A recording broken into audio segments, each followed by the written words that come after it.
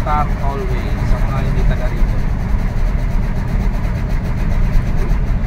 Ayan o, wala na yung Bukirin, ginawa mo ang magiging subdivision na. Kalsada atal.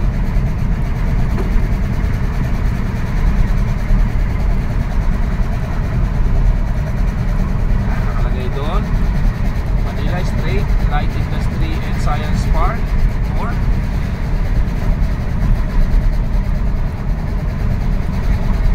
LISPU. Para nakarating na ako yun. Ay hindi, 4 buwan lang ata yung napuntahan ko. Hindi sinasabi mo, Malbar exit 500 meters.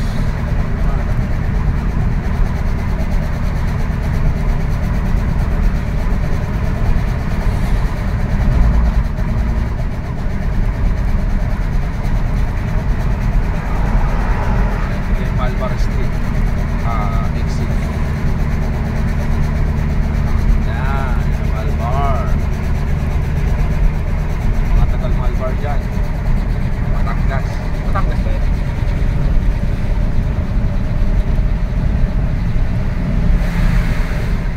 Dito tayo sa Star Tollway.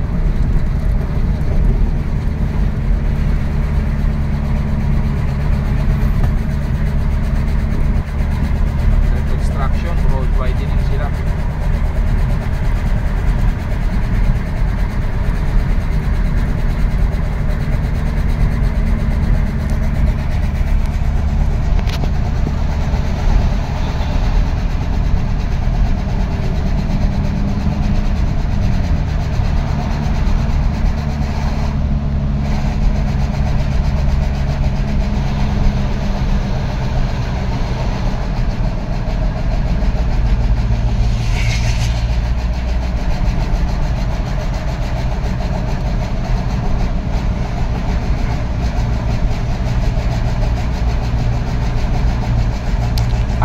Bago lagi at gusto ko rito. Nakailang ano na ako playing ako.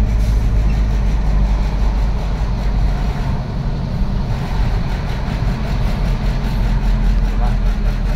Mukhang matraffic din niya. Hindi, medyo sa lay ang mga truck. Tutulungan nila isang kasiraan. Dami naman lang tutulong. Yung isa yung nasa unahan, lahat sila tutulong, hindi.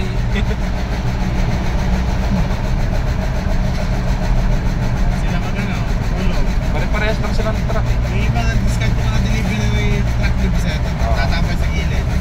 Kaya maaga pa, tatapay sila. Kaya nga daw hindi nga pwedeng ang bayaran is yung per day. Kailangan per biyahe. Kasi pag per day 8 oras lang yun. Diba? Kung per biyahe, fix na yun. Sabihin mo na, yan kita 1.5 per biyahe. So, kahit anong gawin mo dyan sa kanila, kasi karaniwan pa yung mga truck, diba? Babagal lang takbo, lalo na pagka, edi kahit na matraffic sila dyan, sakto na yung bayad.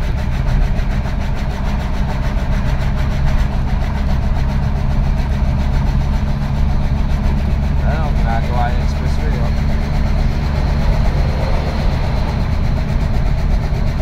kaya nga lang, konti lang ang trabahado. Dapat nag-hire sila maraming trabahado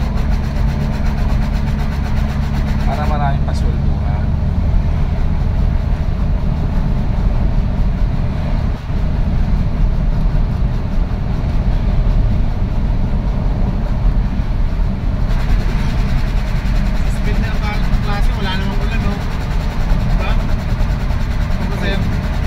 Kaya nga hindi pumayag ang Batangas eh. May sarili sila kasing weather forecast. Batangas lang po ang hindi nagdeklara ng walang pasok. So itong judge daw, huwag mo pinupunta sa bahay ha. Sino? Sila Bensya. Sino? Yung isang taga Batangas na may dala.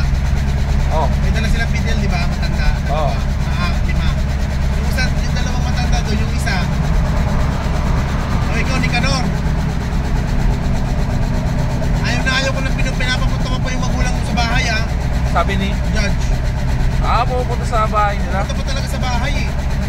Hindi ako nakikipag-usap sa bahay. Dito lang ako sa korte nakakausap, ha? Dito lang ako sa korte nakikipag-usap. Saka huwag mo na papapunta yung magulang mo doon, ha? Tanda-tanda mo na. Pinapapunta mo pa yung ano. Hindi kailangan ng backer dito, ha? Alisin nyo na sa isip nyo yung ano, backer. Ano? Mas lalo ako nagagalit pagka pupunta sa bahay. Mukha pa backer. Ano mong backer? Guilty kayo eh. Ba't kailangan kayo ng backer? Ang kailangan ko, ebidensya. Kailangan ko patunayan nyo na wala kayong kasalanan. Hindi yung pupuntahan nyo ako sa bahay. Ang tanda-tanda mo na. Asa ka pa sa magulang mo. Pinapapunta mo pa yung magulang mo sa bahay. Ha, tandaan nyo yun ha. Kahit sino sa inyo dyan. Kahit sino sa inyo dyan. Ayaw na ayaw kung pinupuntahan ako sa bahay. Eh, sabi ni Judge. Tama kasi syempre kawawa, syempre parang iisipin na susuhulan siya, di ba? Oo, bakit? Siya ang judge, hindi naman dapat sasama kayo. Hindi, tsaka yung mga judge naman talaga, pero naman talaga yan. Ano, paano nalaman ng bahay ng judge, di ba? Ay, hindi, baka kapitbahay nila siguro yan. Mga kalapit barangay, ay, mga ganyan. Oo, kayo dalawa. Tanawan City. Bibigyan ko kayo ng ano ha, may bargaining, 6 months lang to, 6 months in 1 day, 10,000 fine. Hindi makakabayad ng 10,000 fine, eh, pwede punuin sa loob ng kulungan. Itong plea bargaining ay una lang, first time lang to ha, last na to. Hindi po pwedeng, makikita ko na naman kayo na nandito na naman kayo. Dahil sasabihin nyo, 6 months lang yan.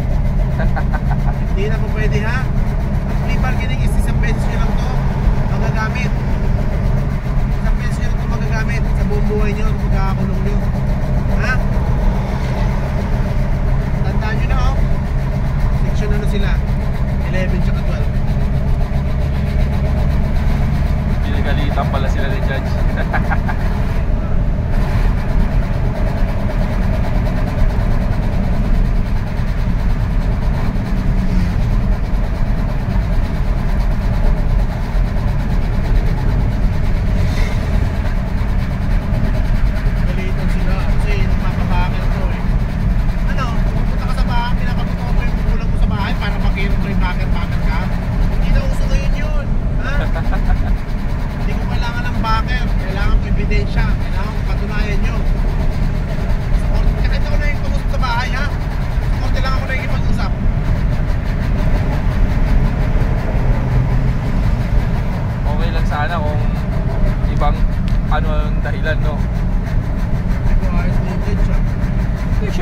Pagkakamalan siyang sabi ko, paano nila nalaman ang address ni Judge?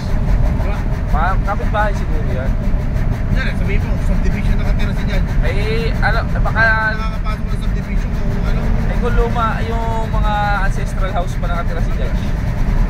Tapos ayan alam mo naman sa probinsya, yung yung apo ni ayan, ang kamag-anak natin. Ibig sabihin, sir, yung si Judge. Kung sakaling ganun, alam nilang bahay ni Judge. May threat kay Judge, pwede sila matreat ng buhay ni Judge, di ba? Oo. Ay, dapat nagagalit talaga siya kasi tama naman talaga siya.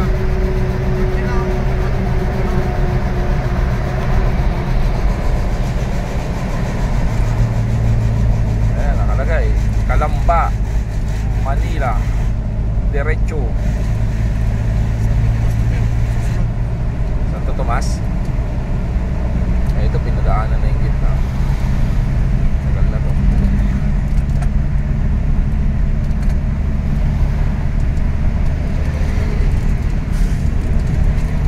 Dating toll plaza to, hindi to. Kaya pala malawak na.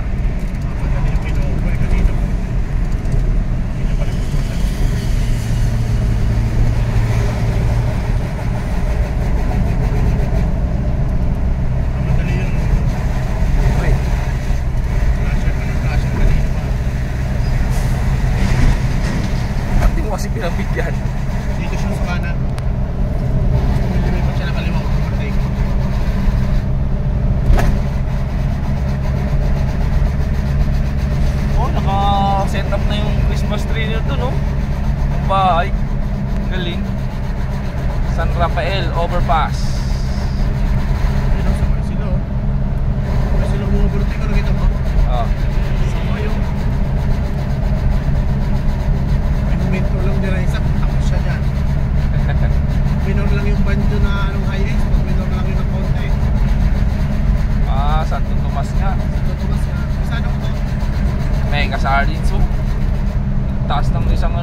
building ah. Siya lang yata ang taas-taas dito.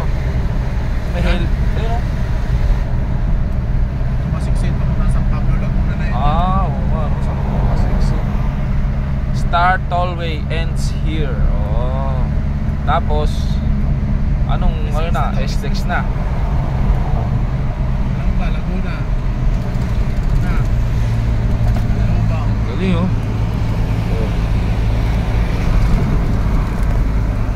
Tingin mo, kakain tayo nito. Puno na lang natin. Cash out lang naman ang cost ng 1.5 eh, no?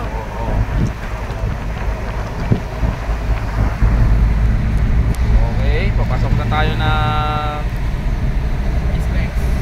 SLEX. Yeah. Star Tollway ends daw.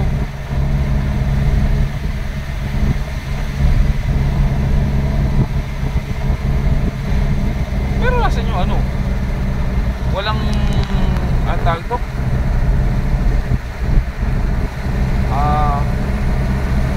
Toll gate? Yung Star Toll?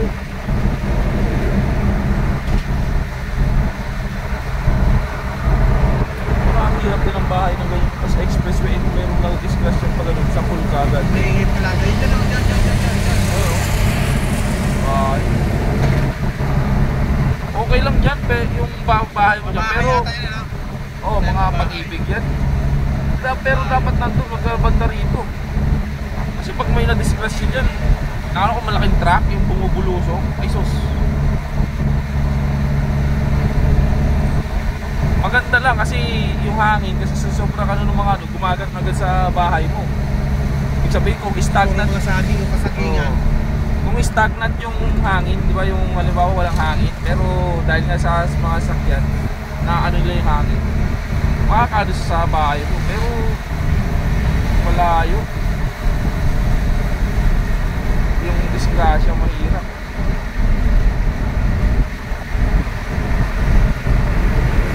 Ito, SLEX na to.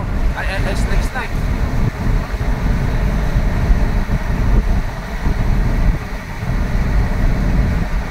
Oh. Nakalagay. Anong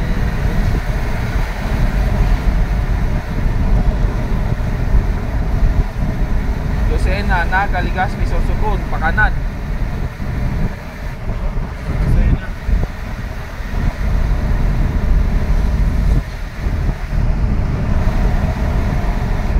Pero pa Metro Manila tayo. Galing ng bundok na yun. Bundok pa.